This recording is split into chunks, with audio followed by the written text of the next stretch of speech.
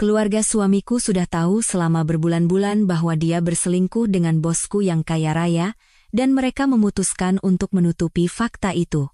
Saat aku mengkonfrontasi mereka di pesta ulang tahunku yang ke-39, mereka mendesakku untuk menerima hubungan mereka dengan dewasa. Ibu mertuaku bahkan berkata, "Jangan egois, mereka juga berhak bahagia." Aku tersenyum tenang, mengangguk, lalu menyerahkan sebuah amplop coklat kepada mereka. Beberapa menit kemudian, suamiku meraung-raung memohon aku kembali, matanya terpaku pada isi amplop itu. Saat aku memasuki ruang rapat itu, mereka semua sudah ada di sana. Suamiku, Bima Adiwangsa, kedua orang tuanya, Ibu Lestari dan Bapak Tirtayasa Adiwangsa, bahkan adiknya, Dewi Adiwangsa.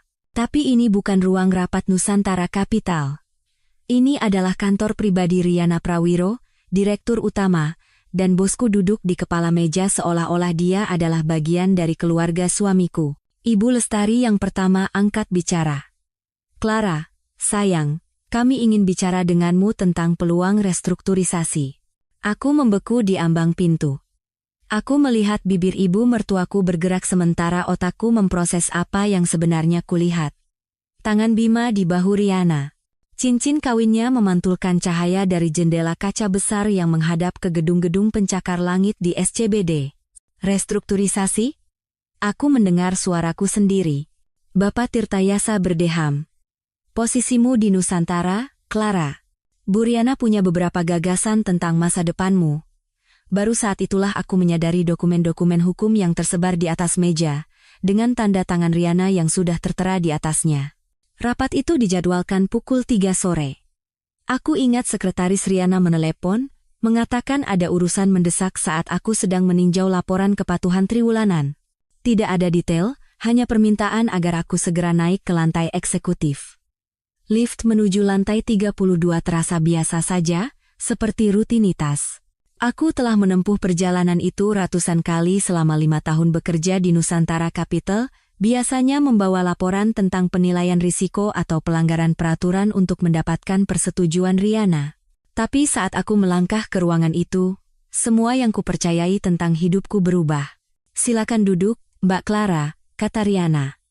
Nada suaranya adalah nada khusus yang ia gunakan saat menyampaikan berita buruk tentang portofolio investasi kepada klien.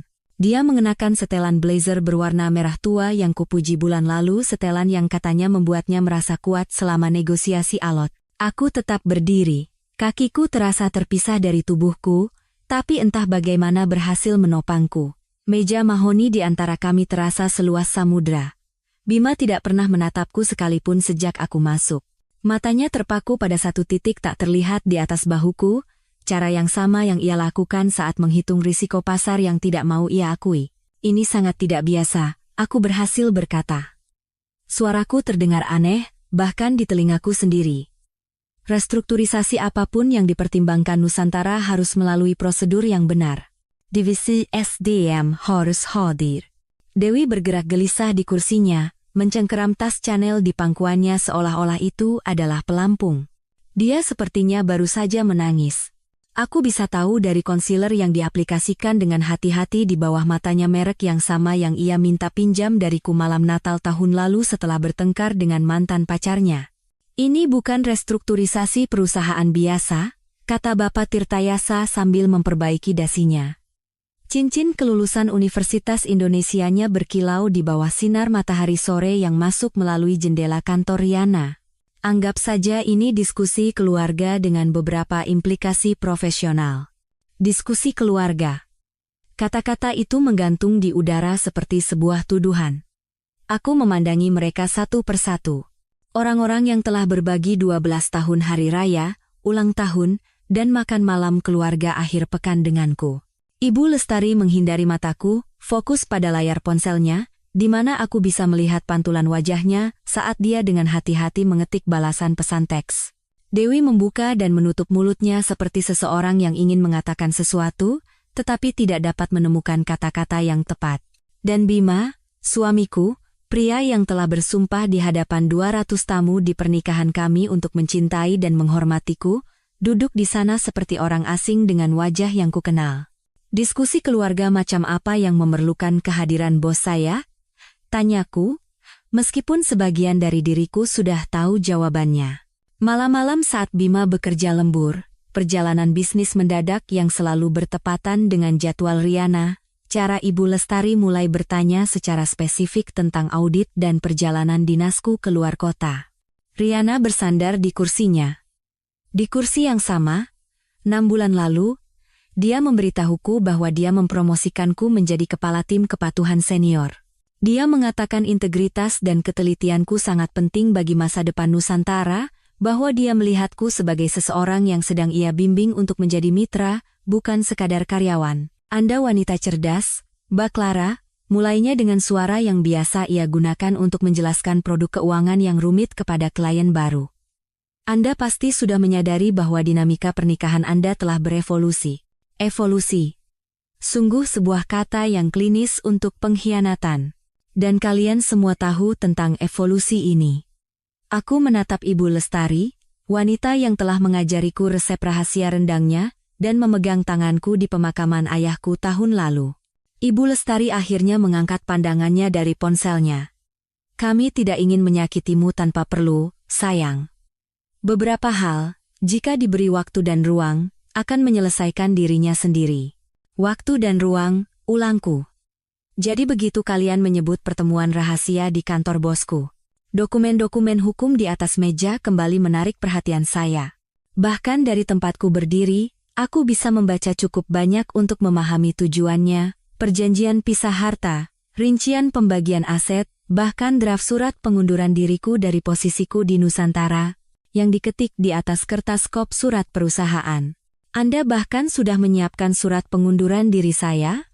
Tawaku terdengar rapuh dan tajam, seolah bisa memotong apa saja.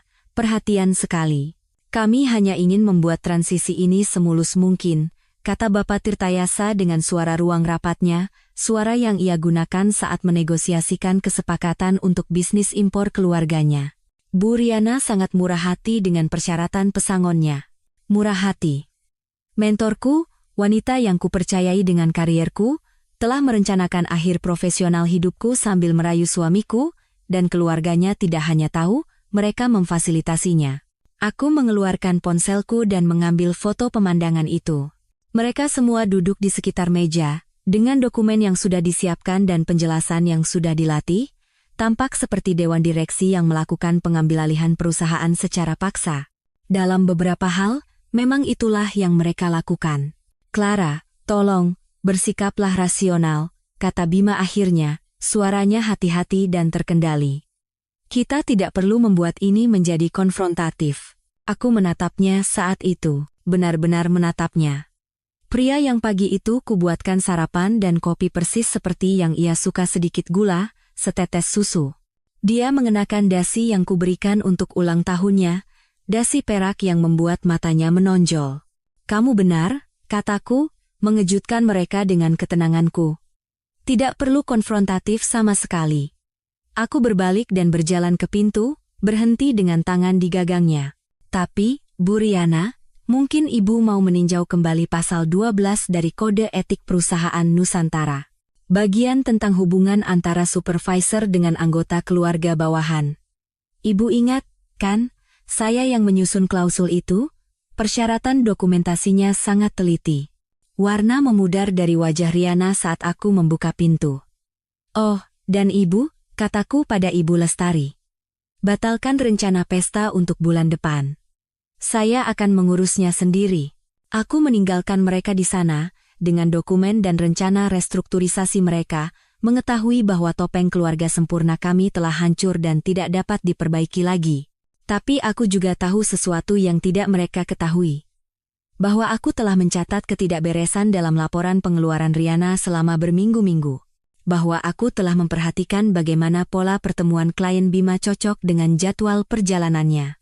Dan bahwa sebagai kepala tim kepatuhan senior di Nusantara Capital, aku memiliki akses ke setiap catatan keuangan, setiap email, setiap transaksi kartu kredit perusahaan, yang akan menceritakan kisah nyata pengkhianatan mereka. Lift yang turun kali ini terasa berbeda. 32 lantai untuk merencanakan langkahku selanjutnya. 32 lantai untuk bertransformasi dari korban menjadi arsitek pembalasanku. Lift tiba di lobi Nusantara Capital, dan aku berjalan melintasi lobi marmer dengan kaki yang terasa terpisah dari tubuhku. Petugas keamanan mengangguk padaku, seperti yang dilakukannya setiap malam selama 5 tahun, tidak tahu bahwa seluruh duniaku baru saja runtuh 32 lantai di atas. Di luar, kawasan SCBD ramai seperti biasa dengan taksi dan pejalan kaki, tapi aku berdiri di trotoar, tidak bisa mengingat di mana aku memarkir mobilku pagi itu. Ponselku bergetar.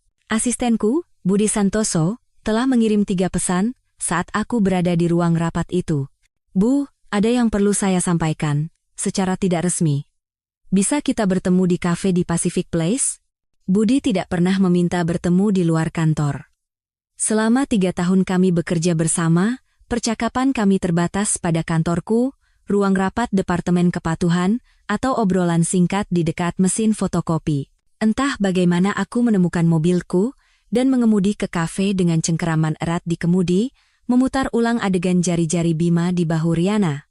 Budi sudah ada di sana, membungkuk di atas laptopnya di meja sudut.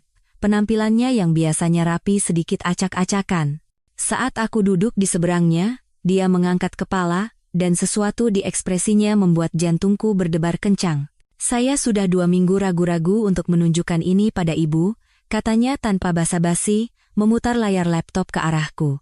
Tapi setelah melihat ibu turun dari kantor Bu Riana dengan wajah seperti itu, saya tidak bisa diam lagi.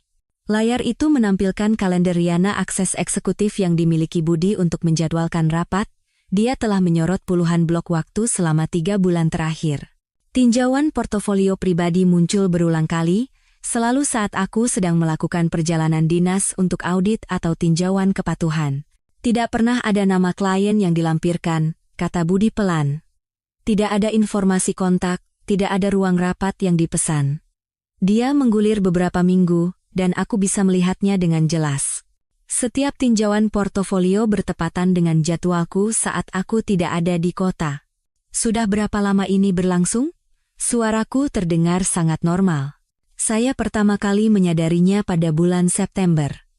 Akhir pekan saat ibu berada di Bali untuk konferensi peraturan. Budi membuka layar lain. Kali ini, catatan kartu kredit perusahaan. Bu Riana membayar makan malam untuk 2 orang di sebuah restoran mewah di Senopati pada hari Sabtu itu. Dicatat sebagai hiburan klien, tapi tidak ada nama klien yang terdaftar. September. 3 bulan lalu, tepat saat Bima mulai mengunci laptopnya, menerima telepon di ruang kerjanya dengan pintu tertutup, dan mandi sebelum sarapan, bukan sesudahnya. Ada lagi, suara Budi lembut tapi tegas. Perusahaan investasi suami ibu mulai menerima rujukan dari Nusantara sekitar waktu yang sama. Klien-klien beraset tinggi yang biasanya akan diserahkan kepada mitra prioritas kami. Aku menatap layar, pada kehancuran hidupku yang tersaji dalam entry kalender dan laporan pengeluaran. Kenapa kamu menunjukkan ini padaku, Budi? Kamu mengambil risiko besar. Dia menutup laptop dan menatap lurus ke mataku. Karena ibu adalah satu-satunya eksekutif di Nusantara yang memperlakukan saya sebagai manusia, bukan perabot. Dan karena apa yang mereka lakukan tidak hanya salah itu ilegal, mengalihkan klien untuk keuntungan hubungan pribadi. Itu melanggar selusin peraturan berbeda yang ibu ajarkan pada saya untuk diawasi. Sebelum aku bisa menjawab, ponselku berdering. Nama Ibu Lestari muncul di layar. Aku membiarkannya masuk ke pesan suara, tapi dia segera menelepon kembali. Sebaiknya aku angkat, kataku, meskipun hal terakhir yang kuinginkan adalah mendengar suara ibu mertuaku. Clara, sayang, kata Ibu Lestari begitu aku menjawab, nadanya ceria dan dibuat-buat.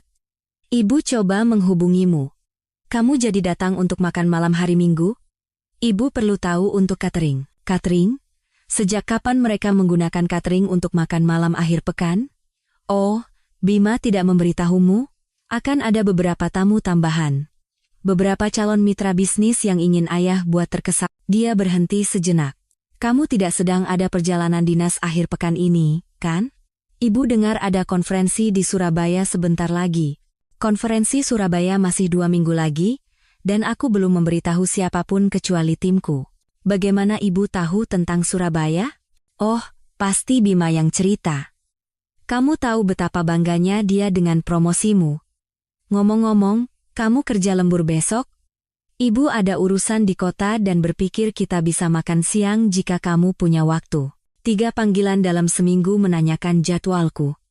Ibu mertuaku, yang biasanya berkomunikasi melalui Bima atau kartu ucapan selamat, tiba-tiba sangat ingin tahu setiap gerak-gerikku.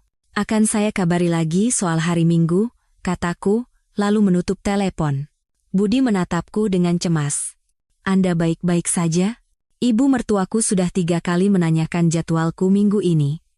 Dia tidak pernah seperti itu. Aku melihat kembali entry kalender itu. Budi, bisakah kamu memeriksa apakah ada nama keluarga yang familiar selama waktu yang diblokir di kalender Riana itu? Jemarinya menari di atas keyboard. Saya tidak bisa melihat detail rapatnya, tapi dia membuka catatan pengunjung dari keamanan gedung. Menarik. Bapak Bima Adiwangsa terdaftar sebagai tamu Bu Riana 4 kali dalam sebulan terakhir, selalu pada tanggal perjalanan dinas ibu. 4 kali. Suamiku mengunjungi bosku di kantornya 4 kali saat aku tidak ada di kota, dan tidak ada yang berpikir untuk menyebutkannya. Bukan Bima. Bukan Riana.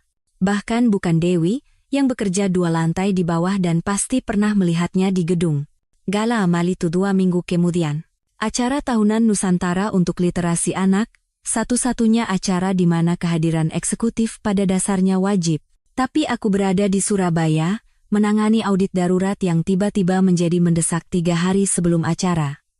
Kamu harus pergi, Clara, desak Riana ketika krisis audit itu muncul. Hanya kamu yang bisa menangani akun Fitzgerald dengan benar. Aku akan meminta maaf atas namamu di gala. Aku menghabiskan akhir pekan itu di kamar hotel yang suram di Surabaya, meninjau dokumen yang bisa menunggu seminggu lagi, sementara suamiku menghadiri gala sebagai pasangan bosku. Foto-foto di Instagram perusahaan menceritakan kisah yang seharusnya tidak kulihat. Bima, gagah dengan tuksedonya, berdiri di samping Riana yang mengenakan gaun emas yang menakjubkan, tangannya berada di punggung bawah Riana saat mereka berpose dengan klien. Keterangannya berbunyi, Nusantara Capital berterima kasih atas dukungan dari keluarga besar kami. Keluarga besar. Ungkapan itu membuatku mual. Sekarang komentar sambil lalu yang dibuat rekan kerjaku, Sari, pada hari Senin berikutnya menjadi masuk akal. Suamimu menawan sekali, ya. Dia membuat semua orang di meja Bu Riana tertawa, benar-benar mudah bergaul. Meha Riana. Bukan di resepsi umum, bukan berbaur dengan berbagai kelompok, tapi di mejanya sepanjang malam posisi kehormatan yang biasanya disediakan untuk klien penting atau anggota dewan, bukan untuk pasangan karyawan. Potongan teka-teki terakhir jatuh ke tempatnya 3 minggu sebelum ulang tahunku yang ke-39 di pernikahan sepupu Bima. Resepsi diadakan di teras sebuah hotel bintang 5 yang menghadap ke Cakrawala, Jakarta, lengkap dengan air mancur sampahnya. Saat aku menikmati momen tenang di teras, Surya, adik laki-laki Bima, menemukanku. Dia selalu menjadi mata rantai terlemah dalam keluarga Adiwangsa, terlalu sensitif untuk pendekatan strategis mereka terhadap hubungan. Dia sedikit sempoyongan, memegang gelas sampahnya seperti pelampung. Mbak Clara, katanya, suaranya serak karena alkohol dan sesuatu yang lain. Mbak terlalu baik untuk semua ini, untuk apa yang mereka lakukan. Siapa melakukan apa, Surya? Surya melirik sekeliling dengan cemas, lalu mencondongkan tubuh lebih dekat. Keluarga. Mereka sedang menanganinya. Mengelola situasi. Tapi Mbak harus tahu. Tiba-tiba Dewi muncul seperti sihir, senyumnya setajam kaca. Ibu mencarimu, Surya. Untuk pidato. Dia meraih lengannya, tapi Surya menolak. Dia harus tahu, Mbak Dewi. Sudah berbulan-bulan. Seluruh keluarga tahu, dan kita semua berpura-pura. Surya sedikit mabuk, Mbak Clara, kata Dewi padaku, jemarinya mencengkeram lengan adiknya. Dia jadi sentimental di pesta pernikahan. Terlalu banyak sampahnya, Mbak tahu kan dia seperti apa. Dia menyeret Surya pergi sebelum dia bisa menyelesaikan kalimatnya, tapi kata-katanya bergema di benakku. Seluruh keluarga tahu. Seluruh keluarga tahu. Pengakuan mabuk surya menghantuiku sepanjang perjalanan pulang dari pernikahan itu. Cakrawala Jakarta kabur di balik air mata yang kutolak untuk kuteteskan.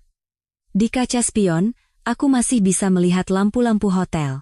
Di dalam sana, keluarga suamiku sedang merayakan, setelah berhasil menggagalkan satu lagi upaya pengakuan dari mata rantai terlemah mereka.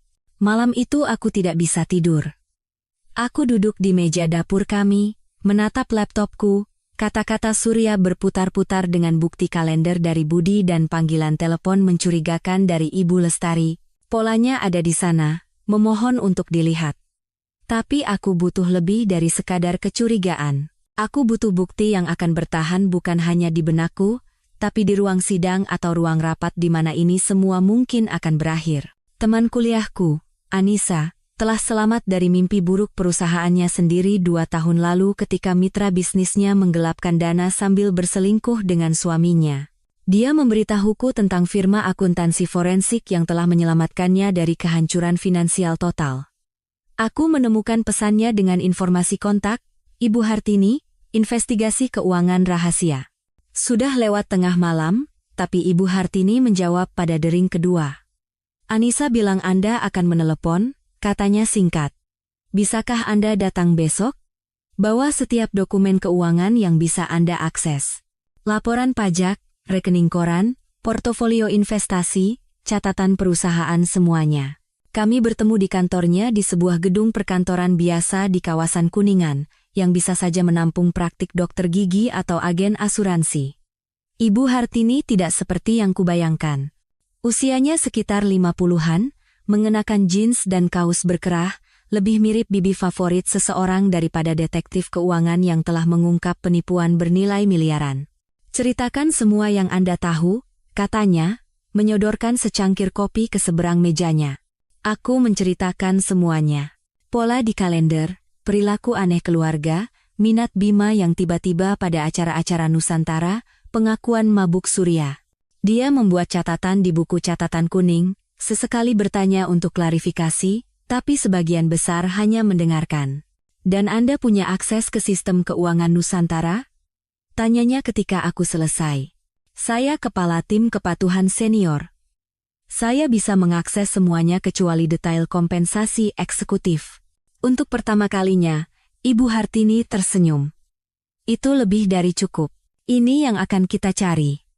Pola rujukan klien yang tidak biasa, kesepakatan yang tidak mengikuti prosedur persetujuan standar, peluang investasi yang seharusnya melalui penawaran kompetitif tapi tidak. Dia benar. Selama 3 hari berikutnya, bekerja di luar jam kantor saat kantor Nusantara kosong, aku menarik catatan yang melukiskan gambaran yang mengerikan. 6 bulan lalu, tepat saat blok kalender misterius itu mulai muncul, Riana mulai mengalihkan peluang investasi dari mitra institusional kami yang biasa ke perusahaan-perusahaan yang lebih kecil. Perusahaan yang menerima sebagian besar peluang ini, Adiwangsa Group, bisnis keluarga yang Bima ikuti 2 tahun lalu. Angkanya sangat mencengangkan. Obligasi daerah premium yang seharusnya ditawarkan kepada klien papan atas kami, peluang dana ekuitas swasta dengan pengembalian terjamin, alokasi saham Praipo yang akan diperjuangkan oleh firma investasi manapun semuanya diam-diam disalurkan ke bisnis impor keluarga Adiwangsa yang sedang kesulitan, yang secara ajaib telah beralih fokus ke manajemen investasi tepat saat Riana dan Bima menjadi dekat. Bisnis senilai 30 miliar rupiah dialihkan dalam 6 bulan, kata Ibu Hartini ketika aku menunjukkan dokumen-dokumen itu padanya. Ini bukan perselingkuhan, ini konspirasi finansial. Keluarga suami Anda tidak hanya tahu tentang hubungan itu, mereka mendapat keuntungan darinya. Semakin dalam aku menggali, semakin jelas buktinya, tanda tangan Bapak Tirtayasa pada kontrak yang seharusnya tidak pernah ia lihat. Kesepakatan di mana Ibu Lestari terdaftar sebagai konsultan meskipun tidak memiliki kualifikasi keuangan. Firma Desain Dewi yang tiba-tiba memenangkan kontrak pemasaran dengan Nusantara dengan tarif 30% di atas harga pasar. Malam itu, hingga pukul 2 pagi, aku memetakan semuanya di papan tulis di ruang kerja kami di rumah papan tulis yang biasanya kugunakan untuk alur kerja kepatuhan. Garis merah menghubungkan tanggal, garis biru menandai transaksi keuangan, dan stabilo hijau menyoroti setiap pertemuan keluarga di mana jadwalku telah dibahas. Pola yang muncul lebih mirip serangan perusahaan yang terorganisir daripada perselingkuhan. Makan malam akhir pekan. 3 minggu sebelum aku tahu, Ibu Lestari bertanya tentang perjalanan dinasku ke Surabaya. Hari Senin, Riana menjadwalkan tinjauan portofolio untuk tanggal-tanggal tersebut. Hari Selasa, obligasi daerah senilai 10 miliar rupiah dialokasikan ke Adiwangsa Group. Hari Rabu, Bima pulang membawa bunga gestur rasa bersalah yang kukira karena stres kerja. Penemuan kartu kredit itu terjadi secara kebetulan. Aku sedang meninjau laporan pengeluaran rutin untuk pengajuan triwulanan jenis pekerjaan monoton yang kulakukan sambil mendengarkan podcast. Saat itulah nama Bima muncul dalam daftar pengguna yang disetujui. Bukan di kartu perusahaannya, tapi di kartu Nusantara Capital nomor yang berakhir dengan 4421, kartu eksekutif Riana. Tanganku gemetar saat aku mencetak laporan terperinci. Beberapa tagihan di Hotel Mulia Jakarta, pada tanggal-tanggal saat aku berada di Bandung untuk pelatihan. Makan malam intim untuk 2 orang di restoran mewah saat aku sedang melakukan audit di Surabaya. Biaya sewa mobil di Bali yang dicatat sebagai hiburan klien akhir pekan bertepatan dengan saat ibuku berkunjung dari California. Tapi yang terburuk adalah ketika aku menemukan tagihan dari butik Cartier di Plaza Indonesia. Konsultasi perhiasan senilai 22,5 juta rupiah, tertanggal sehari setelah promosiku diumumkan. Hari itu, Bima memelukku, mengatakan betapa bangganya dia, dan berjanji kita akan merayakannya dengan benar setelah kesibukan di kantor Mereda. Saat aku sedang mencetak dokumen-dokumen ini, Dewi muncul di ambang pintu kantorku. Saat itu pukul 7 malam. Gedung Nusantara hampir kosong, kecuali beberapa analis junior yang mengejar tenggat waktu. Dia tampak lelah. Setelan desainernya kusut, dan riasannya yang biasanya sempurna telah luntur. Kita perlu bicara, katanya, menutup pintu di belakangnya. Aku terus mencetak. Suara mekanis mesin mengisi keheningan di antara kami. Dewi duduk di kursi tamu, memegang tasnya seperti perisai. Aku tahu kamu tahu, katanya akhirnya. Surya memberitahuku apa yang terjadi di pesta pernikahan, bahwa dia hampir mengatakannya. Aku berbalik menghadapnya, amarah membara di dadaku, tapi aku menjaga ekspresiku tetap netral. Tahu apa sebenarnya, Dewi? Dia membuka mulutnya, lalu menutupnya, menatap langit-langit seolah mencari campur tangan ilahi. Keluarga. Kami mencoba melindungimu dari rasa sakit yang tidak perlu. Terkadang hal-hal seperti ini, jika diberi ruang dan waktu, akan menyelesaikan dirinya sendiri. Ruang dan waktu, ulangku. Jadi begitu kalian menyebut mengatur pertemuan rahasia antara suamiku dan bosku. Wajah Dewi hancur. Seharusnya tidak seperti ini. Awalnya hanya bisnis. Bu Riana bisa membantu perusahaan keluarga kami, dan Mas Bima adalah penghubung yang alami. Dia memutar-mutar tali tasnya. Lalu, ayah dan ibu melihat sebuah peluang. Mereka bilang jika Mas Bima bahagia dan bisnisnya berkembang, pada akhirnya akan menguntungkan semua orang. Semua orang kecuali aku, maksudmu. Mereka bilang, kamu terlalu fokus pada kariermu untuk menyadarinya. Bahwa kamu dan Mas Bima sudah menjauh secara alami. Bahwa ini hanyalah evolusi. Kata itu membuat perutku mual. Evolusi. Seolah-olah pengkhianatan adalah proses yang alami, dan tak terhindarkan seperti erosi atau pergeseran lempeng benua. Dewi berdiri. Seharusnya aku tidak datang. Aku hanya ingin kamu tahu bahwa tidak semua dari kami setuju. Surya dan aku, kami mencoba mengatakan itu salah. Tapi uangnya terlalu besar, Mbak Clara. Bisnis keluarga sedang diambang kehancuran. Ayah hampir kehilangan segalanya. Dia pergi sebelum aku bisa menjawab. Pengakuannya menggantung di udara seperti asap dari api yang telah berkobar selama berbulan-bulan sementara aku dengan damai tidur di rumah yang sama, makan di meja yang sama, dan mencintai orang-orang yang sama yang mengatur kehancuranku. Aku ditinggalkan di kantor yang kosong, pengakuan Dewi masih bergema di udara. Bisnis keluarga sedang diambang kehancuran. Mereka telah menukar pernikahanku dengan kelangsungan hidup finansial mereka. Mesin fotokopi terus berirama, halaman demi halaman mengeluarkan bukti yang akan menghancurkan mereka atau aku. Tidak ada jalan tengah lagi. Malam itu, aku pulang dan membuat makan malam seolah-olah tidak ada yang salah. Bima duduk di seberangku di meja makan kami, memotong steaknya dengan gerakan presisi yang sama yang ia gunakan untuk segala hal, tidak menyadari bahwa ponselku, yang tersembunyi di bawah serbet, sedang merekam percakapan kami. "Bagaimana harimu?" tanyanya, sebuah pertanyaan yang terasa sama kosongnya dengan pernikahan kami. "Sibuk. Laporan kepatuhan triwulanan akan segera jatuh tempo." Aku melihatnya memainkan ponselnya. "Ibumu menelepon lagi hari ini. Sepertinya beliau sangat tertarik dengan jadwalku akhir-akhir ini." Jemarinya berhenti sejenak di atas layar. "Mungkin dia merencanakan sesuatu untuk ulang tahunmu. Kamu tahu bagaimana dia dengan acara keluarga." "Acara keluarga." Aku ingin tertawa mendengar ironinya, tapi sebaliknya aku berkata, dia bertanya secara spesifik tentang konferensi di Surabaya. "Aku bahkan belum memberitahumu tentang itu." "Aku pasti yang mengatakannya," katanya tanpa mengangkat mata. "Bisa tolong ambilkan garam?" Selama 3 minggu berikutnya, aku menjadi seseorang yang tidak kukenali. Setiap malam, setelah Bima tidur, aku memotret dokumen-dokumen di kegelapan kamar tamu, diterangi oleh cahaya ponselku. Kemudian aku mengunggah file-file itu ke hard drive terenkripsi yang kuberikan kepada teman kuliahku, Anissa, yang menyimpannya di apartemennya di Kemang. Dia tidak bertanya apa-apa ketika aku muncul di tengah malam dengan drive USB terbungkus kantong plastik. Dia hanya membuatkanku teh dan berjanji akan menjaganya tetap aman. Makan malam keluarga menjadi operasi pengumpulan intelijen. Aku tiba lebih awal untuk membantu Ibu Lestari di dapur.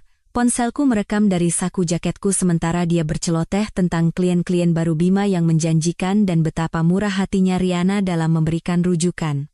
"Wanita yang cerdas sekali," kata Ibu Lestari pada suatu hari Minggu, sambil menata mawar di vas keramiknya. "Dia benar-benar memahami nilai aliansi strategis." Tidak semua orang punya visi seperti itu. "Aliansi strategis," ulangku, memotong tomat dengan kekuatan yang tidak perlu. "Jadi begitu sebutannya sekarang." Tangan Ibu Lestari berhenti di atas bunga. "Aku tidak mengerti maksudmu, sayang." "Bukan apa-apa," kataku sambil tersenyum, "hanya memikirkan pekerjaan." Bapak Tirtayasa tidak begitu halus. Saat makan malam, dia bersandar di kursinya, segelas whisky di tangan, dan berpidato tentang lanskap manajemen investasi yang terus berubah. "Hubungan adalah segalanya dalam bisnis ini," katanya, menatap lurus ke arah Bima. "Terkadang kamu harus membentuk aliansi yang tidak konvensional untuk bertahan hidup." Aku merekam semuanya. Setiap tatapan penuh konspirasi, setiap referensi terselubung. Setiap saat mereka pikir mereka pintar, aku memainkan peranku sebagai istri yang tidak sadar, yang hanya fokus pada karier. Bukti yang menentukan datang saat pembaruan sistem rutin di Nusantara. Sebagai kepala tim kepatuhan, aku harus meninjau setiap klasifikasi pengeluaran untuk kuartal tersebut. Pekerjaan membosankan mencocokkan ribuan transaksi. Tapi di sana, tersembunyi di dalam anggaran pengembangan klien, aku menemukan kelemahan Riana, kesombongannya. Dia menagih semuanya ke perusahaan. Gaun Valentino yang ia kenakan di gala amal, peningkatan hubungan klien, pijat pasangan di Hotel Mandarin Oriental, manajemen stres eksekutif, jet pribadi ke Ibiza, lokakarya perencanaan strategis. Setiap kwitansi, setiap transaksi, memiliki 2 tanda tangan, Riana Prawiro dan Bima Adiwangsa. Suamiku menandatangani pembelian barang-barang mewah untuk wanita lain, menyetujui pengeluaran yang melanggar setiap kebijakan yang telah kutulis untuk Nusantara. Jejak kertas itu begitu kurang ajar, begitu sombong dalam kecerobohannya, hingga membuatku sesak napas. Mereka tidak hanya berselingkuh, mereka mendokumentasikannya dalam catatan keuangan perusahaan. Aku memotret semuanya, mencadangkannya di 3 tempat, dan mengirim salinan terenkripsi ke Ibu Hartini. Balasannya datang seketika. "Ini adalah penipuan elektronik dan penggelapan dana.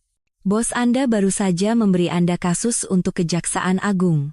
Pembaptisan keponakan Bapak Tirtayasa memberikan potongan terakhir yang kubutuhkan.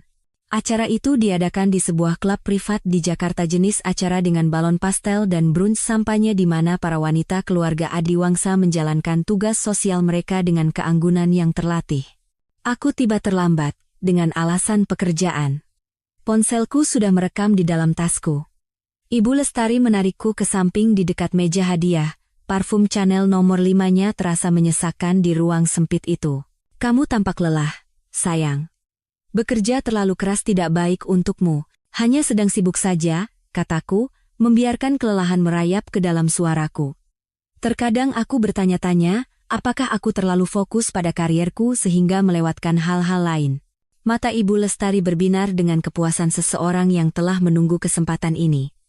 Karier itu penting, tapi seharusnya bukan segalanya. Terkadang, kamu harus menerima bahwa orang tumbuh ke arah yang berbeda.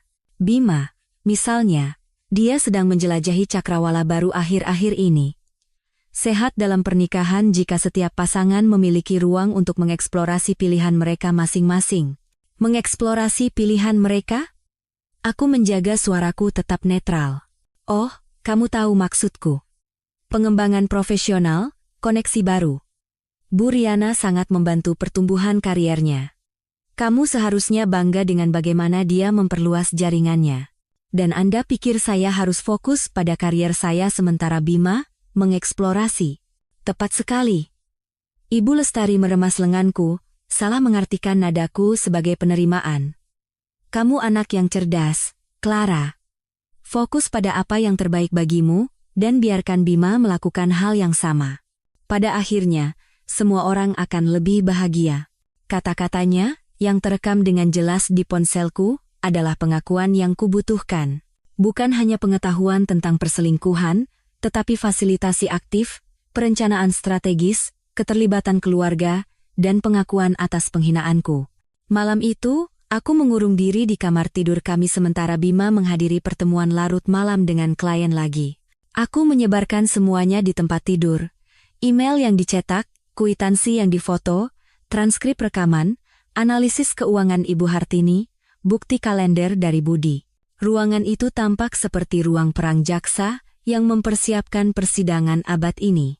Aku bekerja hingga fajar, menyusun semuanya menjadi satu laporan komprehensif, setiap bagian didokumentasikan dengan cermat dengan tanggal, waktu, dan bukti. Penipuan keuangan saja berjumlah lebih dari 4,5 miliar rupiah dalam dana yang digelapkan. Konflik kepentingan melanggar puluhan peraturan OJK. Jejak kertas mengarah langsung dari kantor eksekutif Riana ke rekening bank keluarga Adiwangsa. Tapi bagian yang paling memberatkan adalah kronologinya. 6 bulan penipuan, diuraikan jam demi jam, makan malam demi makan malam, kebohongan demi kebohongan. Setiap kali Bima menciumku selamat tinggal saat ia pergi menemui Riana. Setiap pertemuan keluarga di mana mereka membahas jadwalku untuk memfasilitasi pertemuan mereka.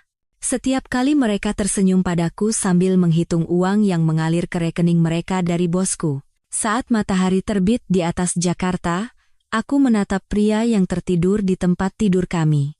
Wajahnya damai dalam cahaya pagi, sama sekali tidak menyadari bahwa aku telah membangun kasus yang akan menghancurkan semua yang ia tahu. Wanita yang dinikahinya, wanita yang ia percayai secara buta dan cintai sepenuhnya, telah tiada. Sebagai gantinya adalah seseorang yang mengerti bahwa cinta tanpa rasa hormat tidak ada artinya, dan bahwa balas dendam terbaik bukanlah emosional, melainkan prosedural, sistematis, dan benar-benar menghancurkan. Aku menutup laptopku, menatap laporan lengkap yang telah kukumpulkan. Suamiku tidur dengan damai di sampingku saat cahaya pagi mewarnai dinding kamar kami dengan emas. Buktinya sempurna, tak terbantahkan, dan menghancurkan. Sekarang, aku hanya perlu memutuskan bagaimana menggunakannya. Jawabannya datang 3 hari kemudian dalam bentuk panggilan telepon dari Ibu Lestari. Clara, sayang, ulang tahunmu bulan depan, katanya. Suaranya memiliki keceriaan aneh yang langsung membuatku waspada. Ayah dan ibu ingin mengadakan pesta untukmu di rumah kami di Menteng.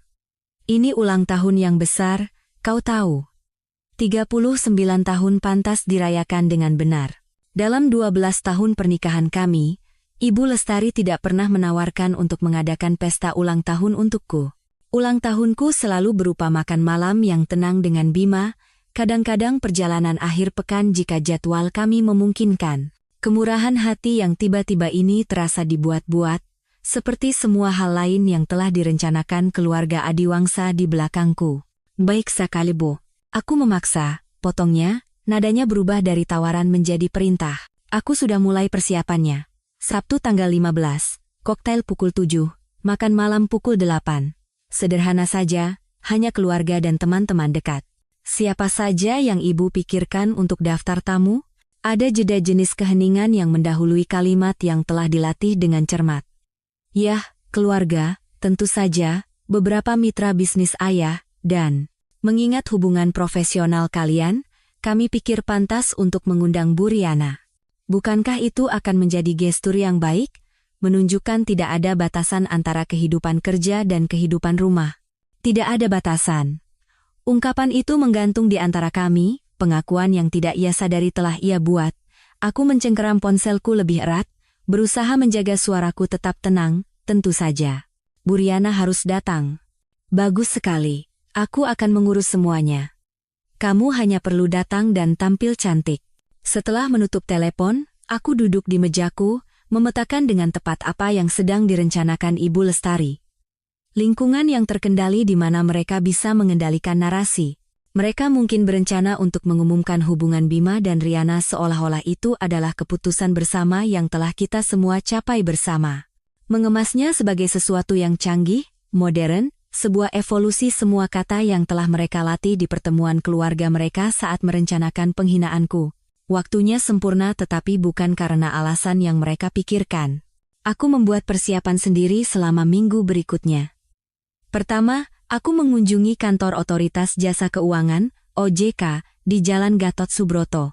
Lobi gedung yang megah dan pemeriksaan keamanan terasa pas untuk apa yang akan kulakukan. Penyidik yang menerima laporanku, seorang wanita bernama Hani Wulandari dengan mata ramah dan sikap tegas, meninjau dokumentasiku dengan minat yang semakin besar. Ini sangat teliti, katanya, membolak-balik bukti penipuan keuangan. Berapa lama waktu yang Anda butuhkan untuk mengumpulkannya? 3 minggu dokumentasi aktif, tapi kejahatannya berlangsung selama 6 bulan. Dia mendongak mendengar kata kejahatan. Anda mengerti bahwa jika Anda mengajukan keluhan resmi, ini akan memicu penyelidikan yang tidak dapat dihentikan begitu dimulai? Saya mengerti sepenuhnya. 2 hari sebelum pesta, aku secara pribadi mengirimkan salinan semuanya ke 3 tempat. OJK menerima dokumentasi lengkap tentang penipuan keuangan. Dewan Direksi Nusantara menerima surat tercatat yang merinci penyalahgunaan sumber daya perusahaan dan pelanggaran tugas fidusia oleh CEO mereka. Kejaksaan Agung menerima bukti konspirasi yang lebih luas, termasuk manipulasi kontrak dan penyuapan komersial. Paket-paket itu dijadwalkan tiba pada hari Senin pagi, 48 jam setelah pesta ulang tahunku.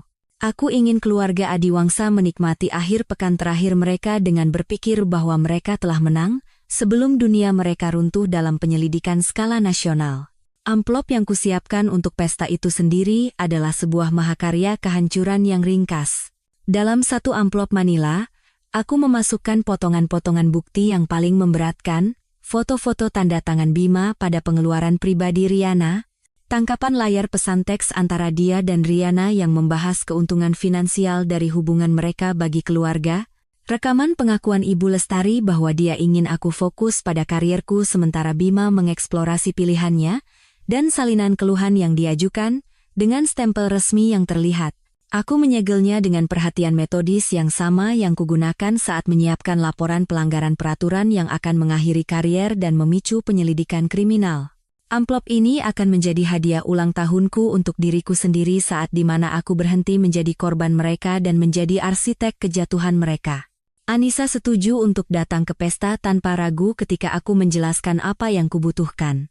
Kami bertemu di sebuah kafe di daerahnya di Kemang, tempat kami tidak mungkin bertemu dengan keluarga Adiwangsa.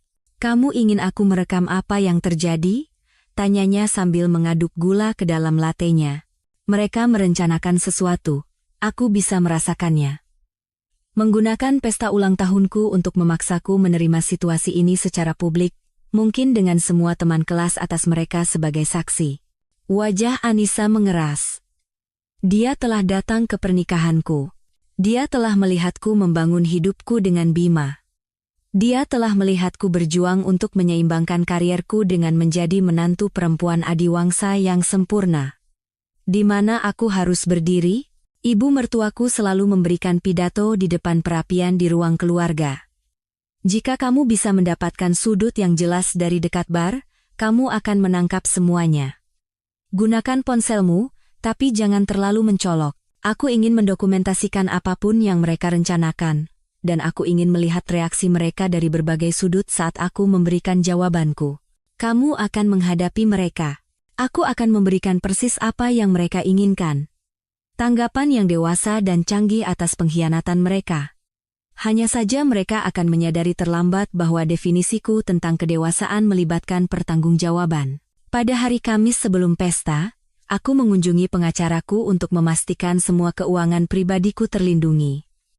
Aku membuka rekening bank baru atas namaku sendiri. Aku memindahkan dana pensiunku dan mendokumentasikan nilai saat ini dari semua aset bersama kami. Jika Bima menginginkan perceraian setelah semua ini, aku akan siap. Malam itu, aku menemukan Bima di ruang kerjanya. Pintu itu anehnya terbuka. Dia mendongak saat aku masuk. Sesuatu melintas di wajahnya, mungkin rasa bersalah, atau mungkin antisipasi atas sandiwara rumit yang telah direncanakan keluarganya untuk hari Sabtu. Ibumu menelepon tentang pesta itu, kataku, bersandar di kusen pintu. Baik sekali dia melakukan itu. Dia ingin melakukan sesuatu yang istimewa untukmu, katanya, suaranya netral dan hati-hati. 39 tahun hanya terjadi sekali, kan? Dan dia bilang, Bu Riana juga akan datang. Jari-jari Bima berhenti di atas keyboard. Apakah itu masalah? Kenapa harus jadi masalah? Dia bosku. Aku bekerja dengannya setiap hari. Aku mencari tanda-tanda keraguan, kemarahan, sesuatu di wajahnya, tapi aku telah belajar memakai topeng yang sama yang telah mereka semua kenakan selama berbulan-bulan, topeng yang mengatakan semuanya baik-baik saja sementara kerajaan terbakar di belakang mata kami. Kamu benar, katanya akhirnya. Baik untuk menjaga hubungan seperti itu. Hubungan. Di dunia keluarga adiwangsa, semuanya bermuara pada hubungan, koneksi, jaringan. Mereka telah membangun seluruh konspirasi mereka dengan asumsi bahwa hubungan lebih penting daripada kebenaran, bahwa koneksi mengalahkan integritas, dan bahwa jaringan, jika dikelola dengan benar, dapat bertahan dari pengungkapan apapun. Pada hari Sabtu, aku akan mengajari mereka sebaliknya. Pada hari Sabtu, aku akan menunjukkan kepada mereka bahwa beberapa pengkhianatan tidak dapat dikelola, dinegosiasikan, atau direstrukturisasi. Beberapa pengkhianatan menuntut jenis keadilan yang datang dengan penyelidikan Kejaksaan Agung dan aib publik. Sabtu datang dengan cuaca April yang sejuk yang membuat Jakarta tampak seperti lokasi syuting film. Aku berdiri di depan cermin kamar tidur, merapikan gaun koktail hitam yang telah kupilih khusus untuk malam ini, cukup elegan untuk standar Ibu Lestari, cukup gelap untuk pemakaman. Dalam beberapa hal, memang inilah kematian sebuah ilusi ikatan keluarga, kehidupan yang kita semua pura-pura jalani. Bima keluar dari kamar mandi, aroma parfumnya aroma yang sama yang ia kenakan di pernikahan kami memenuhi ruangan. Kamu cantik, katanya, menatap mataku di cermin. Sesaat, sesuatu melintas di wajahnya, mungkin penyesalan, atau mungkin hanya antisipasi atas pertunjukan yang telah diatur oleh keluarganya. Terima kasih, jawabku sambil memasukkan amplop manila ke dalam tasku. Aku yakin ibu akan menghargai usaha kita. Perjalanan ke rumah di Menteng terasa lebih lama dari biasanya. Bima memeriksa ponselnya di setiap lampu merah, ibu jarinya bergerak cepat dan gugup di layar. Aku menatap kota yang berlalu, menghitung menit sampai semuanya akan berubah. Ibu Lestari telah berusaha keras untuk dekorasi. Rumah itu berkilauan dengan pencahayaan lembut, bunga-bunga segar di setiap permukaan, dan sampahnya yang cukup untuk mengapungkan kapal pesiar kecil. Para tamu sudah tiba saat kami masuk. Mitra bisnis Bapak Tirtayasa, teman-teman klub buku Ibu Lestari, dan beberapa rekan kerjaku dari Nusantara yang tampak sedikit tidak nyaman di lingkungan yang mewah. Clara, sayang, Ibu Lestari meluncur ke arahku dalam awan parfum Chanel No. 5, mencium pipiku. Selamat ulang tahun. Kamu benar-benar memukau. Di belakangnya, Riana berada di dekat bar, mengenakan gaun merah yang mungkin harganya lebih mahal dari sewa bulanan kebanyakan orang. Dia mengangkat gelas sampanyenya ke arahku seolah bersulang, senyumnya setajam angin musim dingin. Anissa sudah berada di posisinya, persis di tempat yang telah kami diskusikan. Ponselnya siap dengan hati-hati saat dia berpura-pura membahas fluktuasi pasar dengan salah satu teman golf Bapak Tirtayasa. Pesta berjalan seperti tarian yang dikoreografikan dengan cermat. Makanan pembuka diedarkan, sampahnya disajikan, dan percakapan mengalir di sekitar topik yang aman, harga properti, rencana liburan, mata uang sosial biasa di Jakarta. Tapi aku bisa merasakan arus bawah antisipasi cara Ibu Lestari terus melirik jam tangannya, cara Bapak Tirtayasa dan Dewi bertukar pandangan penuh arti di seberang ruangan. Tepat pukul 8.30, Ibu Lestari mengetuk gelasnya dengan sendok perak untuk menarik perhatian. Semuanya, mohon perhatiannya sebentar. Mari kita bersulang untuk ulang tahun Clara kita yang ke-39. Kerumunan berkumpul, mengangkat gelas mereka, saat Ibu Lestari menyampaikan pidato yang, bagi orang yang tidak tahu, terdengar tulus. Dia berbicara tentang keluarga, tentang pertumbuhan, tentang menerima perubahan dan babak baru. Setiap kata penuh dengan makna ganda, pesan yang terbungkus dalam ucapan selamat ulang tahun. Untuk Clara, dia mengakhiri, semoga tahun ini membawakanmu kejelasan, penerimaan, dan kebijaksanaan untuk mengenali kebahagiaan dalam segala bentuknya. Para tamu bertepuk tangan dan minum. Saat itulah Ibu Lestari dengan lembut menyentuh si kuku. Clara, sayang, bisakah kamu ikut ibu ke ruang kerja sebentar? Ayah punya hadiah istimewa yang ingin dia berikan secara pribadi. Aku mengikutinya menyusuri lorong, mendengar langkah kaki Bima di belakang kami. Pintu ruang kerja sudah terbuka. Bapak Tirtayasa dan Dewi menunggu di dalam, seperti hakim di pengadilan. Pintu tertutup di belakang kami dengan bunyi klik lembut, seperti jebakan yang berbunyi. Clara. Bapak Tirtayasa memulai. Suaranya menggunakan nada merendahkan yang ia pakai untuk klien yang sulit. Kami ingin berbicara denganmu secara pribadi karena kami peduli padamu. Kita adalah keluarga, dan keluarga saling menjaga. Aku tetap berdiri saat mereka mengambil posisi dalam setengah lingkaran, sebuah formasi yang jelas telah mereka latih. Dewi memainkan gelang-gelangnya, satu-satunya orang yang menunjukkan sedikit pun ketidaknyamanan tentang apa yang akan terjadi.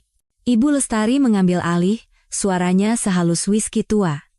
Ini mungkin sulit didengar, sayang, tapi kami percaya kamu cukup dewasa untuk menangani kebenaran. Bima dan Bu Riana telah mengembangkan perasaan satu sama lain. Perasaan yang nyata dan dalam, yang melampaui hubungan konvensional. Melampaui? Ulangku, merasakan kata itu di lidahku seperti anggur basi. Mereka belahan jiwa, lanjut Ibu Lestari, semakin bersemangat. Kamu tidak bisa melawan koneksi semacam itu. Mencoba menghentikannya akan menjadi egois. Bapak Tirtayasa mengangguk dengan bijaksana. Kamu wanita cerdas, Clara.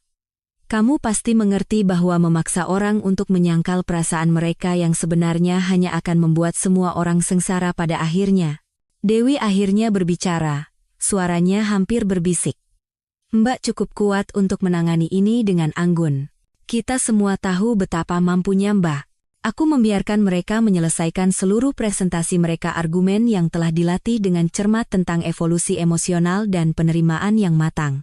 Mereka berbicara tentang kebahagiaan Bima seolah-olah itu adalah komoditas yang lebih berharga daripada martabatku.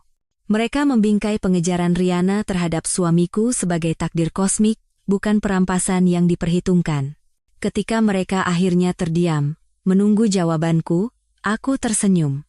Senyum yang sama yang kugunakan saat meninjau kontrak dengan klausul penghentian yang tersembunyi. Kalian semua benar, kataku dengan tenang. Ini harus ditangani dengan kedewasaan dan keanggunan.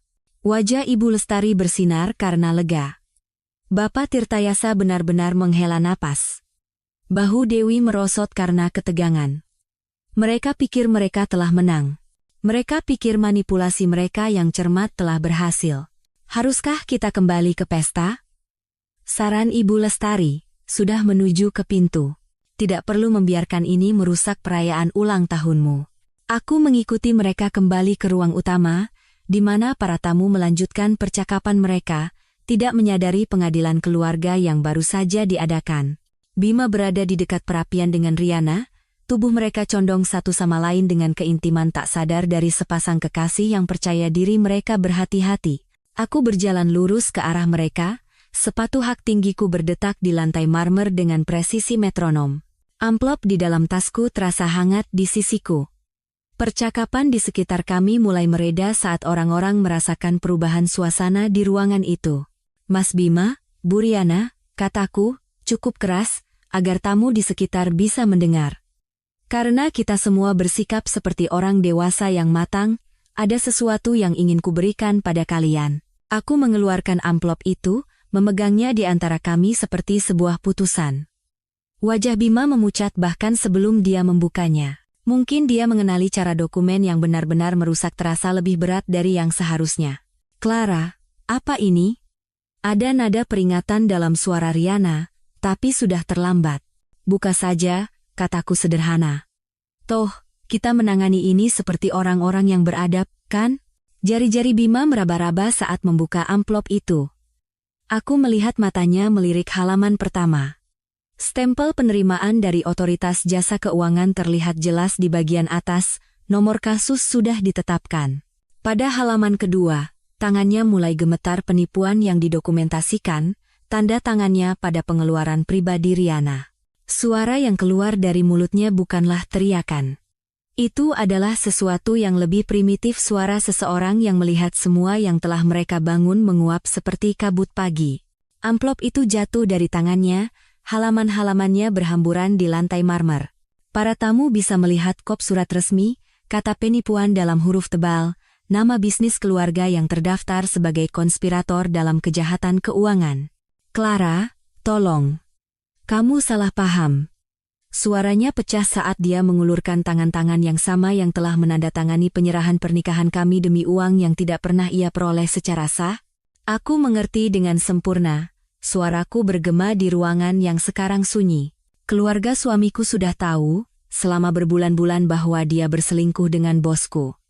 Mereka memfasilitasinya, karena Riana menyalurkan keuntungan ilegal ke bisnis mereka yang sedang kesulitan. Dan semua orang yang baru saja berada di ruang kerja itu, mencoba meyakinkanku untuk menerima ini dengan diam-diam. Ruangan itu membeku saat dokumen-dokumen itu tergeletak berserakan di lantai marmer impor Italia milik Ibu Lestari. Para tamu tampak seperti patung, gelas sampahnya berhenti di tengah jalan menuju bibir mereka, menyaksikan dunia yang dibangun dengan hati-hati oleh keluarga Adiwangsa hancur secara real-time. Di dekat bar, Anissa merekam semuanya di ponselnya konfrontasi, dokumen yang berserakan, dan sekarang, keheningan yang mengejutkan setelah pengumumanku. Yang pertama bergerak adalah Ibu Lestari. Wajahnya melewati serangkaian emosi kebingungan, kemarahan, ketakutan, dan akhirnya, perhitungan putus asa saat dia mencoba menemukan kata-kata yang bisa menyelamatkan situasi. Ini jelas kesalahpahaman, katanya, suaranya terlalu tajam, berbicara ke arah ruangan, bukan padaku. Masalah keluarga bisa sangat rumit.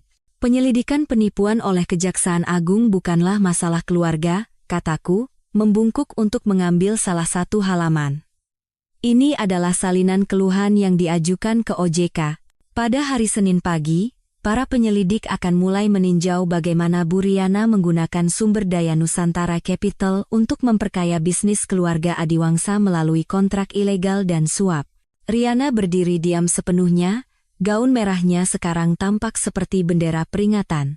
Matanya bertemu dengan mataku di seberang ruangan, dan aku melihat momen ketika dia memahami sepenuhnya skala dari apa yang telah ia lakukan. Ponselnya bergetar sekali, 2 kali, 3 kali mungkin pengacaranya sudah memperingatkannya tentang perintah pembekuan yang akan memengaruhi rekeningnya dalam beberapa jam.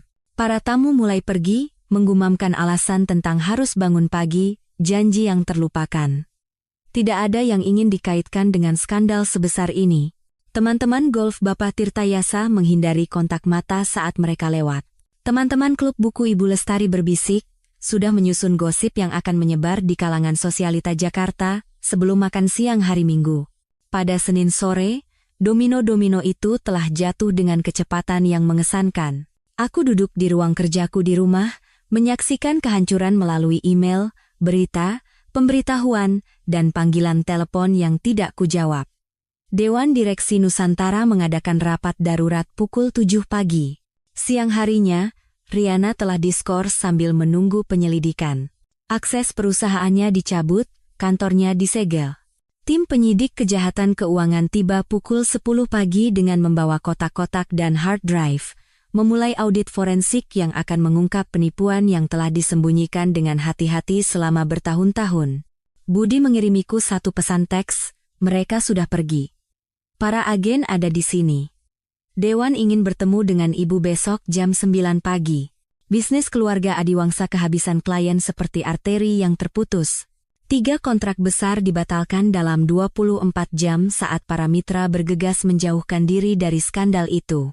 Telepon Bapak Tirtayasa berdering tanpa henti. Aku bisa mendengarnya dari jalan saat aku berkendara melewati rumahnya, tapi tidak ada yang menelepon dengan kabar baik. Pada Selasa malam, Bima pulang untuk mengemasi barang-barangnya. Aku mendengar kuncinya digembok dan tetap di dapur untuk memberinya ruang, tapi dia tetap menemukanku. Dia berdiri di ambang pintu kamar tidur kami, dengan mata merah dan janggut 3 hari. Bisakah kita bicara? Suaranya serak dan pecah. Aku berbalik dari jendela. Tempat aku menyaksikan Jakarta terbangun setelah malam tanpa tidur lagi. Tidak ada yang perlu didiskusikan. Pengacaramu bisa menghubungi pengacaraku. Dia melangkah ke dalam ruangan, yang tiba-tiba terasa terlalu kecil. Clara, tolong, biarkan aku menjelaskan. Menjelaskan apa? Bahwa kamu menandatangani pengeluaran pribadi Riana, bahwa keluargamu mengatur semua ini, bahwa kalian semua duduk bersama merencanakan penghinaanku sambil makan malam yang kumasak. Dia berlutut di samping tempat tidur kami. Tempat tidur tempat kami berbagi 12 tahun. Tempat tidur tempat kami berbicara tentang anak-anak yang tidak akan pernah kami miliki. Tempat tidur tempat aku memeluknya setelah pemakaman neneknya. Aku tidak pernah bermaksud sejauh ini. Tubuhnya bergetar. Awalnya hanya bisnis. Perusahaan ayah sedang diambang kehancuran. Bu Riana menawarkan untuk membantu, dan kemudian menjadi sesuatu yang lain. Itu menjadi penipuan, konspirasi, dan pengkhianatan dalam skala yang bahkan tidak bisa kubayangkan. Keluarga mendorongku ke arah itu.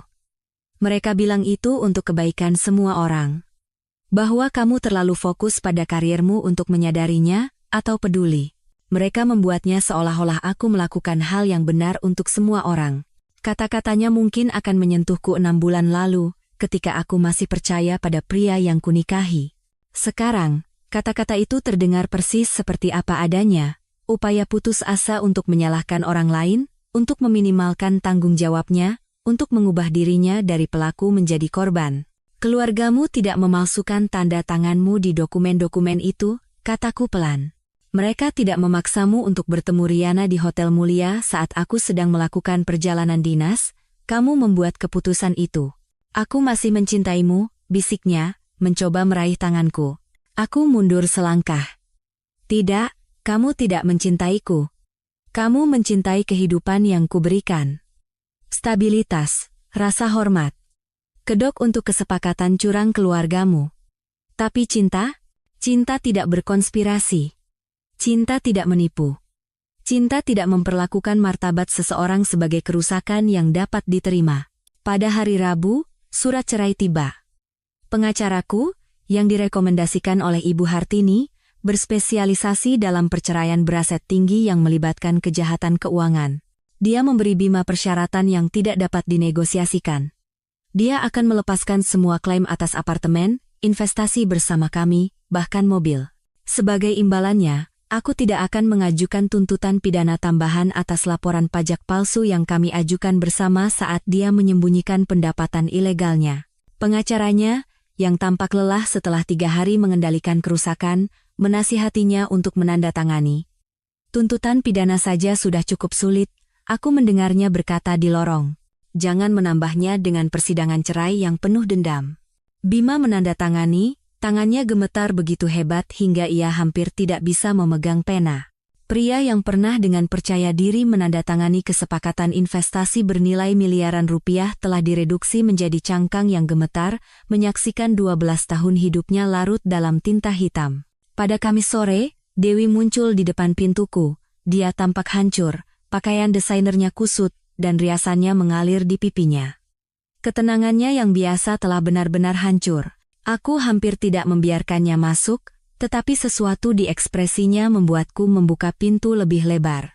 Aku harus memberitahumu semuanya, katanya, ambruk di sofaku. Aku tidak meminta pengampunan. Aku tidak pantas mendapatkannya, tapi kamu pantas mengetahui seluruh kebenaran.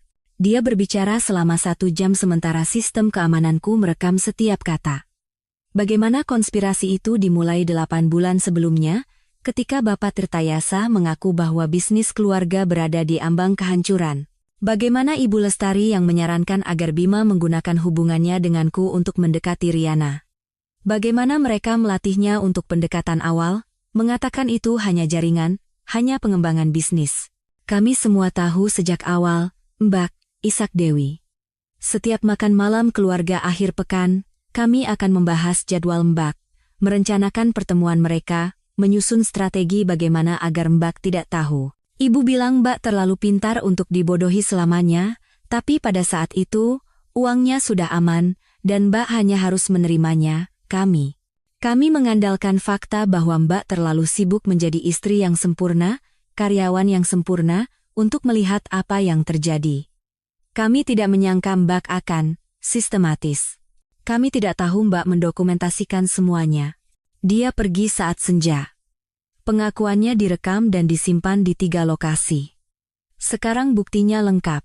Bukan hanya penipuan keuangan, tapi konspirasi, perencanaan, dan penipuan sistematis yang melibatkan setiap anggota keluarga Adiwangsa.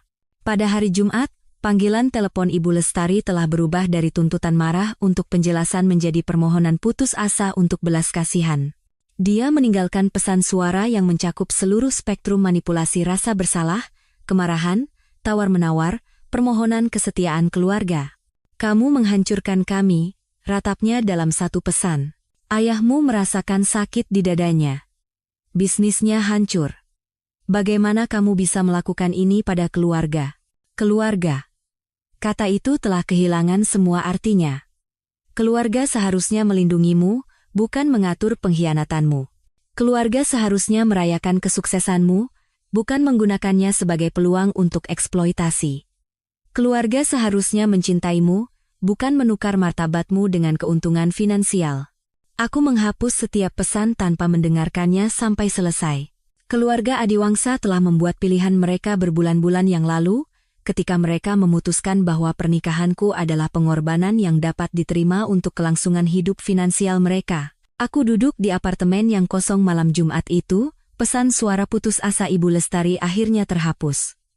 Keheningan terasa seperti napas udara bersih pertama setelah muncul dari bawah air yang dalam. Rumah itu sekarang terasa berbeda, bukan sepi, tapi luas, bukan ditinggalkan, tapi dibebaskan. Aku menuangkan segelas anggur, bukan salah satu botol mahal yang dikoleksi Bima untuk mengesankan rekan-rekannya, tapi Ribera del Duero sederhana yang benar-benar kusukai. Dan aku mulai merencanakan apa yang akan terjadi selanjutnya.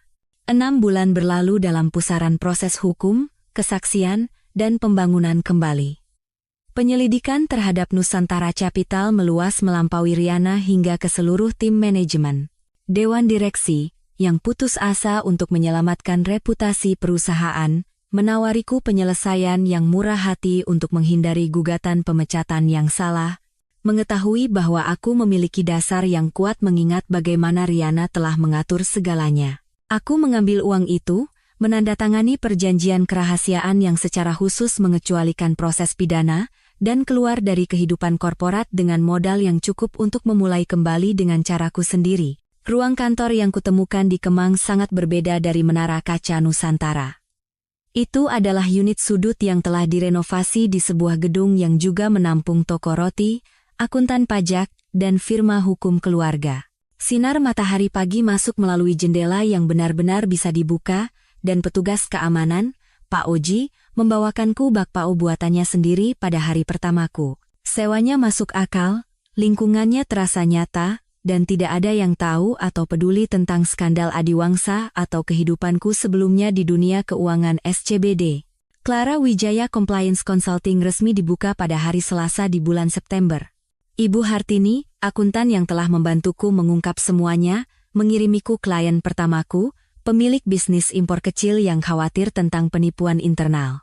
Dalam seminggu, aku telah mengidentifikasi 3 area kerentanan dan membantunya menerapkan kontrol yang akan melindunginya dari jenis eksploitasi yang sama yang telah dilakukan oleh keluarga Adiwangsa. Klien itu merujukku kepada saudara perempuannya, yang menjalankan klinik medis, yang pada gilirannya merujukku kepada seorang kolega dengan startup teknologi yang sedang berkembang. Pada akhir bulan, aku memiliki 6 klien yang menghargai keahlianku, bukan karena latar belakang korporatku, tetapi karena aku membantu mereka melindungi bisnis mereka dari predator yang melihat usaha kecil sebagai target yang mudah. Hari-hariku sekarang memiliki tujuan yang berbeda dari yang pernah kumiliki di Nusantara. Ini bukan tentang memindahkan aset miliarder untuk menghindari pajak, ini tentang orang-orang yang telah membangun sesuatu yang nyata dengan tangan mereka sendiri, dan membutuhkan seseorang untuk membantu mereka melindunginya. Pemilik toko bunga yang telah ditagih berlebihan selama bertahun-tahun oleh proses pembayarannya, pemilik restoran yang manajernya mengambil uang dari kasir, direktur LSM yang menemukan bahwa bendahara dewannya mengalihkan kontrak ke perusahaan istrinya. Setiap kasus mengingatkanku bahwa kejahatan keuangan bukan hanya tentang angka, ini tentang kepercayaan yang dikhianati, tentang orang-orang yang berpikir hubungan lebih penting daripada uang, hanya untuk mengetahui betapa salahnya mereka. Pada bulan Oktober, kabar beredar melalui kalangan hukum bahwa rumah keluarga Adiwangsa di Menteng telah dijual. Aku berkendara ke sana pada suatu hari Minggu, dan parkir di depan rumah tempat aku menjadi tuan rumah makan malam keluarga, yang tak terhitung jumlahnya, di mana kehancuranku direncanakan di antara hidangan. Papan agen real estate bergoyang di tiup angin musim gugur, dan melalui jendela aku bisa melihat ruangan-ruangan itu sudah kosong. Lampu gantung kesayangan Ibu Lestari telah hilang, ruang kerja Bapak Tirtayasa, tempat ia mengoleksi edisi pertama yang tidak pernah ia baca, kosong melompong. Seorang tetangga yang sedang mengajak anjingnya jalan-jalan mengenaliku dan berhenti untuk mengobrol. Sayang sekali tentang keluarga Adiwangsa, katanya, meskipun nadanya menunjukkan bahwa dia menikmati gosip itu. Harus menjual semuanya, ku dengar. Rumah, mobil, bahkan koleksi perhiasan Bu Lestari. Sesuatu tentang biaya hukum. Dan kesehatan Pak Tirtayasa tidak baik sejak stres itu. Aku membuat suara simpati yang pantas, tetapi aku tidak merasakan apa-apa. Mereka telah memilih jalan ini setiap kali mereka mengatur pertemuan rahasia, setiap kali mereka membahas jadwalku untuk menciptakan peluang pengkhianatan, setiap kali mereka menatap mataku sambil tahu apa yang mereka curi dariku. Sidang pidana dimulai pada bulan Januari. Riana membuat kesepakatan pembelaan, mengurangi hukumannya menjadi 2 tahun masa percobaan, dan 5 tahun pengawasan sebagai imbalan atas kesaksiannya tentang korupsi yang lebih luas di Nusantara. Bisnis keluarga Adiwangsa benar-benar dibubarkan, asetnya dilikuidasi untuk membayar denda dan penyelesaian. Bima nyaris lolos dari hukuman penjara tetapi menerima 3 tahun masa percobaan dan dilarang bekerja di industri jasa keuangan seumur hidup. Foto penangkapannya dimuat di halaman bisnis koran nasional, wajahnya kuyu dan kosong, sama sekali tidak mirip dengan pria percaya diri yang pernah berdiri di sampingku di pernikahan kami. Bapak Tirtayasa menderita serangan jantung ringan selama proses hukum dan membutuhkan perawatan berkelanjutan yang menghabiskan tabungan apapun yang berhasil ia sembunyikan dari para penyelidik. Ibu Lestari, yang telah menghabiskan puluhan tahun memupuk statusnya di masyarakat, mendapati dirinya tidak diundang dari Dewan Amal dan klub sosial. Dewi pindah ke Bali, mengganti nama belakangnya, dan memulai kembali di tempat di mana tidak ada yang tahu tentang skandal itu. Ulang tahunku yang ke-40 tiba pada bulan Maret, tepat 1 tahun setelah pesta yang menghancurkan dinasti Adiwangsa. Anissa bersikeras untuk menjadi tuan rumah makan malam di apartemennya. Tidak ada yang mewah, hanya teman-teman yang telah mengenalku sebelum aku menjadi menantu Adiwangsa, sebelum aku bergabung dengan Nusantara, sebelum semua itu penting. Kami duduk di sekitar meja dapurnya, makan nasi goreng dari wadah styrofoam, minum anggur seharga Rp200.000 sebotol, dan bermain kartu sampai lewat tengah malam. Tidak ada yang menyebut Bima atau skandal itu. Kami berbicara tentang hal-hal biasa, promosi Anissa di rumah sakit, bayi baru teman kami, buku klub buku yang belum ada yang selesai membaca. Kamu terlihat baik, kata Anissa saat dia mengantarku ke pintu di akhir malam. Benar-benar baik. Bukan hanya bertahan, tapi benar-benar baik. Dia benar. Untuk pertama kalinya dalam bertahun-tahun, mungkin untuk pertama kalinya dalam hidupku, aku merasa selaras dengan kehidupanku sendiri. Tidak ada kepura-puraan, tidak ada penampilan yang harus dijaga, tidak ada hubungan strategis yang membutuhkan pemeliharaan dan perhitungan. Seminggu kemudian, aku berdiri di depan pintu apartemenku, secangkir kopi di tangan, menyaksikan Jakarta terbangun dalam pagi musim semi yang sempurna. Pohon-pohon di sepanjang jalan bermekaran, dan keluarga-keluarga memulai rutinitas hari Minggu mereka. Pasangan muda lewat dengan bayi di kereta dorong, dan aku memikirkan anak-anak yang tidak pernah kumiliki dengan Bima. Itu tidak terasa seperti itu pada saat itu, tetapi sekarang, aku melihatnya sebagai sebuah berkah. Ponselku bergetar dengan pesan dari klien baru. Sebuah firma investasi kecil yang ingin aku membantu mereka menyiapkan protokol kepatuhan untuk melindungi diri mereka dari penipuan internal dan mitra predator. Itu adalah jenis pekerjaan yang penting membantu perusahaan melindungi diri dari orang-orang seperti Riana dan keluarga Adiwangsa. Kebenaran yang telah kupelajari bukanlah tentang balas dendam atau keadilan atau bahkan kelangsungan hidup, itu lebih sederhana dari itu. Ketika seseorang menunjukkan kepadamu melalui tindakan mereka bahwa martabatmu adalah pengorbanan yang dapat diterima untuk keuntungan mereka, percayalah pada mereka. Dokumentasikan semuanya, laporkan kepada pihak berwenang, lalu bangun sesuatu yang lebih baik dari sisa-sisanya.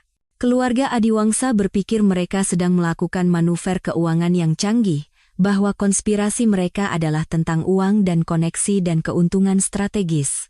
Mereka tidak pernah mengerti bahwa apa yang sebenarnya mereka lakukan adalah mengajariku nilaiku sendiri bukan dalam rupiah atau status sosial, tetapi dalam kemampuan sederhana untuk mengenali penipuan, mendokumentasikan kebenaran, dan menolak untuk bersekongkol dalam kehancuranku sendiri. Berdiri di sana di pagi musim semi itu, aku menyadari bahwa aku telah mendapatkan sesuatu yang lebih berharga daripada penyelesaian atau putusan apapun. Aku telah mendapatkan hak untuk hidup tanpa kepura-puraan, bekerja tanpa kompromi, dan percaya tanpa rasa takut. Keluarga Adiwangsa, dalam upaya mereka untuk memiliki apa yang bukan milik mereka, telah kehilangan segalanya. Aku, dengan menolak membiarkan mereka, telah mendapatkan segalanya.